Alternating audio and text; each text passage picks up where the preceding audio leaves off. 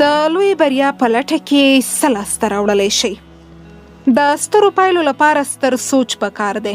د بریا لپاره عمل اړین دی چې د بریا لار وګرځي او د لوی سوچ له لارې تشکیل ومومي او د هغه اړیکې رامنځته کېدل ممکن کړي او اهمیت یې هم په خپل ذهن کې نقش کړئ چې د لوی سوچ خپلونې عمل له کومې پیلېږي. سوچ عمل ته لار پرانیزي او عمل د پایلې ټاکنه کوي. هر شخص یو ډول وخت لري او هر خواري او زیار سره ورته دی. د دې پایله دا کیږي چې په لاس درغلي وخت کې څه کوي ستا د پایلې ټاکنه کوي او دا ده چې ستا هلې ځلې به ستا د سوچ پایله کیږي. په دې داسې فکر وکړئ چې د بریا د هرې کچې انحصار په دې پورې تړلی چې تاسې څه کار کوئ، څه ډول یې ترسره کوئ او له چا سره یې په ګډه سرته رسوئ. خبره دا ده چې دا ډول څیزونه درته د بریا هغه کچه نه برابروي چې له مخې تاسې د بلې بریا لور ته سیخ کړی شئ. هیڅ یوه کار ته له یوې طریقې د بریالي کېدنې امکان نشته.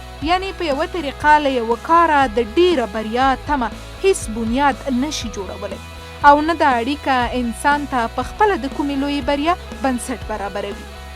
دا یو خواشینونکی حقیقت دی خو د دې ټولو عناصرو انحصار په یوه بل نه دی. که تاسې یو څیز په یوه طریقه او د اړیکو یوې ټولګې له مخې د ترسره کولو هنر لرئ نو دا د عمل لایحه تر هغه وخته پورې په ښه شکل کار کوي تر چې تاسې د لا بریا په خواهش اخته شوي نه یئ. په همدې مرحله کې به تاسې دا وموندلی شئ چې د ځان لپاره مو د بریا یو جعلي او مصنوي حد تخلیق کړی چې ترلاسه کول یې ډېر ستونزمن دي.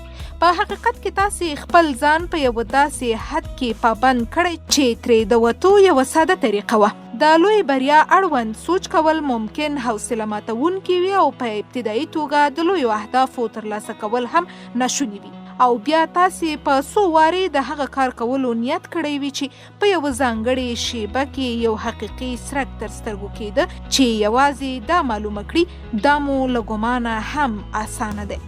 ځینې وخت حالات او کار زموږ له خیال او فکر هم ډیر اسانه وي او رښتیا خبره دا ده چې ځینې وخت ډیر زیات سختیږي هم. د لوی بریا لپاره پرمختګ اړین دی او کله چې تاسې لویه بریا خپلوئ تاسې په خپله هم ډیر زیات بریالي کیږئ. یو غر ته له ورایه لاس نه رسي خو هغه وخت ډیر اسانیږي چې تاسې د خپل خواهش لرونکي شخصیت له مخې هلته رسیږئ.